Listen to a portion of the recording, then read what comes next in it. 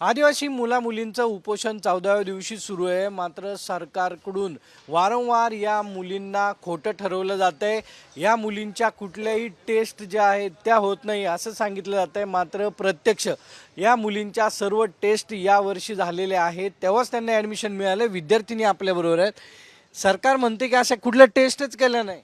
केल्या जातात टेस्ट, कारण की वॉर्डन मॅडमनी अनेक असे हे हॉस्पिटल आहेत जे गव्हर्नमेंटचे, त्यांच्यात अजूनही लेटर दिलेले नाहीत की UPT टेस्ट झाली नाही पाहिजे वगैरे. तर त्यांनी ते दिले पाहिजे होते आणि मुलींची जे युरिन टेस्ट होते ती झाली नाही पाहिजे. माझ्यासोबतही तसंच झालेलं होतं यावर्षी. पण ते नंतर मी मॅडमशी बोलले तर मॅडम बोलते की मी सगळ्यांना लेटर दिलेले तसं रुग्णालयामध्ये.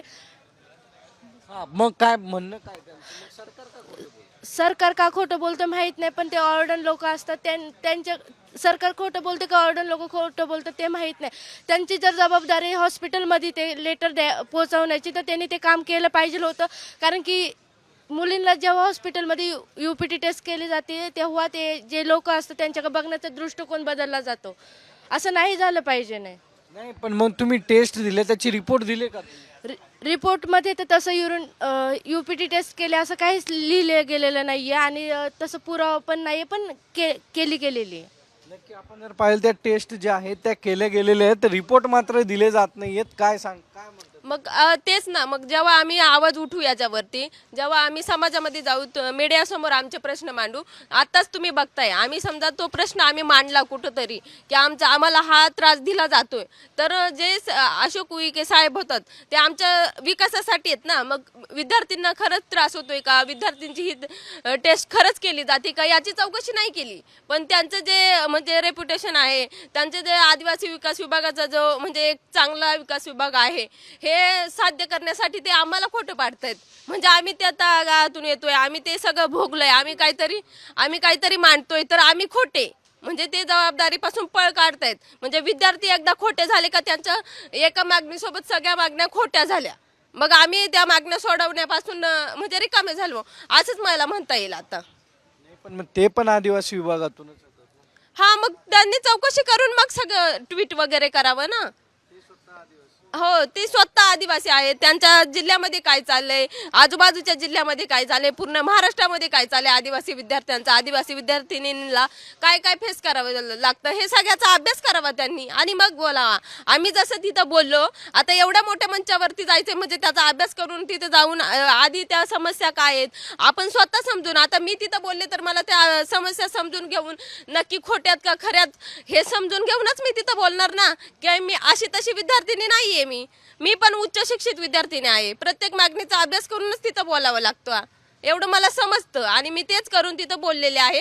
आणि टेस्ट झाली आहे म्हणून मी तिथं बोलले, कारण आणि मी कोणताही खोटं बोललेले नाही आणि इथून पुढेही कधी खोटं बोलणार नाही. नाही, परत म्हणले की राजकारणी त्यांचं आता ती ह्या सरकारची स्ट्रॅटेजीच ती आहे की आपण जर प्रश्न विचारले, आपण जर एखाद्या मागण्या घेऊन भांडायला लागलो तर ते पुढून काय करायचं, तर मग त्यांना शांत कसं करायचं, तर ते राजकारणी आहेत, मग त्यांच्या घरच्यांना धमकावा, हे असं सगळं चालतच असतं. धमक्या आल्या तुमच्या? नाही, ही अशी स्ट्रॅटेजी असते. माझ्या घरच्यांना अजून तर आली नाही आणि माझे घर ते घाबरण्यातले नाही आहेत, त्याच्यामुळे मी त्याची काळजी करत नाही. आणि मी स्वतःला पण कोणी मला धमकावलं तरी त्याची मला काळजी नाही. मला फक्त आमच्या ज्या मागण्या आहेत त्या मागण्या सोडवण्याशी मतलब आहे. आणि त्या आमच्या विद्यार्थ्यांना इतक्या दिवस इथं, आता 15 दिवस म्हणजे आजचा 14वा दिवस आहे, 15 दिवस म्हणजे 14-15 दिवस इथं बसायला लागणं उपाशी, हे खरं तर मला सहन होत नाही. आणि इथल्या कोणत्याही विद्यार्थ्याला विचारलं तर त्या कोणत्याही विद्यार्थ्याला ही गोष्ट सहन होण्यासारखी नाही. आम्ही आमचा अभ्यास बुडवतोय, आमची कॉलेज बुडवतोय, आमचा सगळा एवढा 15 दिवसाचा अभ्यास बुडालाय, त्याचा जबाबदार कोण, हे सगळे प्रश्न आहेत ना. त्याच्यामुळे मग आम्ही म्हणजे हे राजकारण किंवा हे खोटं बोलणं, हे काहीही झालं तरी आम्ही आमच्या मागण्यावरती ठाम राहणार आहोत. पुढचा इशारा काय आता? जर आमच्या मागण्यांकडे लवकरात लवकर, म्हणजे आता लवकर म्हणण्यापेक्षा आता 15 दिवस गेलेले आहेत, आमचं तर म्हणणं आहे आजच्या आजच तुम्ही त्या मागण्या सोडवा, नाही तर मग आम्ही पुढे आमचं आंदोलन आहे ते तीव्र स्वरूपात करू. की तीव्र स्वरूपाचं आंदोलन असलं मग सरकार का खोटं बोलतंय? टेस्ट तर सगळ्या करून घेत आणि आता म्हणते की काहीच केलं नाही. मी त्रास होतो मला. आपण जर बघितलं तर ते वारंवार म्हणतात की तुम्हाला साप धरता येत नाही वगैरे. का का सारखं अवहेलना केली जाते विद्यार्थी? त्यांना एकच सांगायचं मी, परत परत ते सांगते. एक तर त्यांना हे आंदोलन उधळून लावायचंय, म्हणजे 15 दिवस आम्ही इथं बसलेलं म्हणजे आम्हाला मूर्ख ठरवायचं हे सगळं चाललेलं आहे. पण आम्ही मूर्ख नाही आहोत, आम्ही उच्च शिक्षित तरुण आहोत सगळे. आणि आम्हाला कळतं आमच्या मागण्या आम्ही सोडवल्याशिवाय इथून म्हणजे त्यांनी आम्हाला काहीही म्हणू दे, पण आम्ही आमच्या मागण्या सोडवल्याशिवाय इथून जाणार नाहीयेत. मग त्यांनी आम्हाला राजकारणी म्हणू देत किंवा काही पण म्हणू देत, पण आम्ही इथून आमच्या मागण्या सोडवल्याशिवाय एकही विद्यार्थी इथून हलणार नाहीयेत.